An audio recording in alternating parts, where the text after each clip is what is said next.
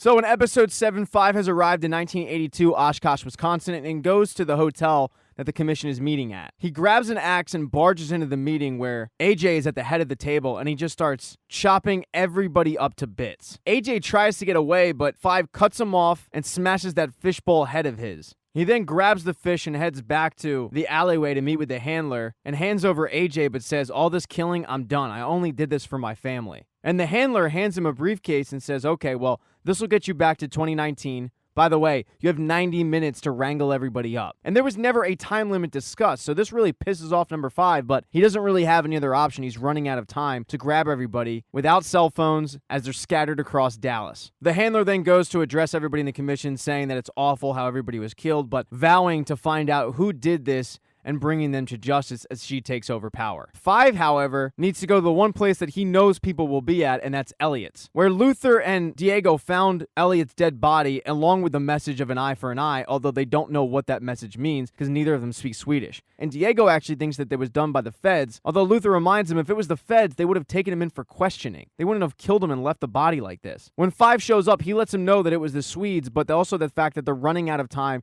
and they need to get everybody to the alley within 90 minutes. So he synchronizes some watches and sends both of them out to try to find their brother and sisters. Although 5 is meeting some resistance from Diego, who wants to go and meet up with Lila. And 5 lets him know that Lila was playing you. The whole time, she was playing you to get to me. She doesn't give a damn about you. So be in the alley in 90 minutes. And this is really tough for Diego to hear. So Diego is in charge of wrangling up Klaus. And Klaus has given permission for Ben to possess him, all in an attempt to talk to Jill, the girl that he has a crush on. And Ben and Jill, through Klaus, do end up talking, and she even offers to have sex with him, but it gets interrupted when Diego shows up and says, "Let's go, we gotta go back to 2019. And Ben lets him know that he's not talking to Klaus, he's talking to Ben, and he even proves it by telling Diego something that only Ben would know. Klaus asks him for just 10 extra minutes, and Diego says, "You know what, there's something I gotta do anyway. Just don't be late, be in the alley." Now, 5 went to go find Vanya, who wanted to spend the day with Sissy and Harlan, but Carl said that he needed her, and he doesn't really give any wiggle room on that demand. So the two head off to a farm where Carl says that if she doesn't leave, then he's going to send his own child to a facility where they, quote, know how to take care of his kind a little bit better. He tells her how he's well aware of what is happening between her and Sissy, but it's not going to happen under his roof. So as she is heading back to the house, she runs into 5, who tells her, "We got to go." But she wants to bring Sissy and Harmon along. And 5 says, "No, that's not possible." She tries to make the case that they're insignificant. They're not going to matter in the timeline, but 5 says, "No one is insignificant. I'm sorry. It sucks, but they have to stay." Vanya says, "No, they're coming with me," and then tries to bully 5 with her powers, but eventually she gives in and says, "Fine, I'll be there, but I want to say goodbye first." And he says, "Fine, but just don't be late."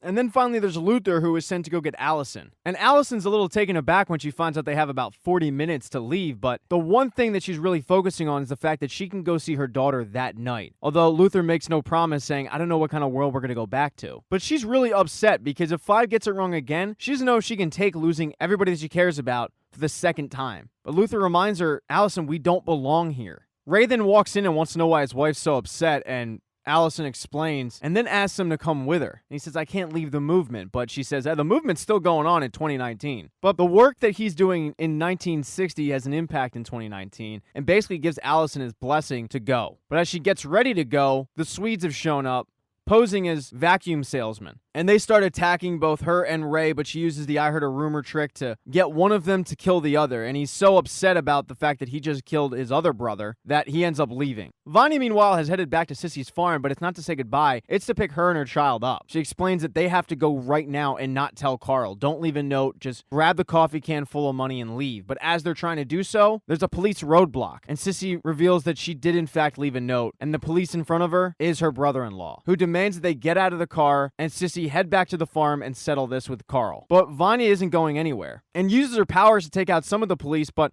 gets distracted and gets knocked out when one of the police hits her with the butt end of his rifle. Now, Diego headed back to bury Elliot. Everybody felt bad about what happened to Elliot, and nobody thought that he deserved that. So before Diego leaves, he wants to take care of him. But as he's burying him, Lila shows up. And he doesn't want to talk to Lila because she lied to him. She claims that she only lied to protect him. He tells her that he's going to finish that whole save the world and just forget that the two ever met. She then pulls out a flask and gives a toast to Elliot, whose body she's just now seeing, takes a swig of it and hands it over to Diego, and Diego drinks it. But she ends up spitting out her part. because whatever was in that flask had rufalin in it, and Diego is knocked out. She then drags Diego's body to go meet her mother, and when he comes to, she introduces Diego to her mom and says, "This is my boyfriend." So with Diego being drugged, Vanya being knocked out, and Allison having to fight off the Swedes, all three of them miss the meetup. And it's just Klaus, number 5, Luther, and Ben. And number 5 cannot believe that they screwed up this golden opportunity to save the world. They basically had one job to do: